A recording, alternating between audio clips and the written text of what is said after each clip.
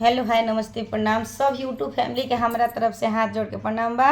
तो हम बहुत सुंदर एगो बेटा के विवाह के सहाना गीत लेके आई बनी। तो हमारा पूरा गीत के सुनम लोग और सुन के हमरा यूट्यूब चैनल के गीता मिश्रा लवली पांडे लोग गीत चैनल के आशीर्वाद देम लोग। हमार गीत सहाना कैसा लगल है रउआ लोग जरूर बताई।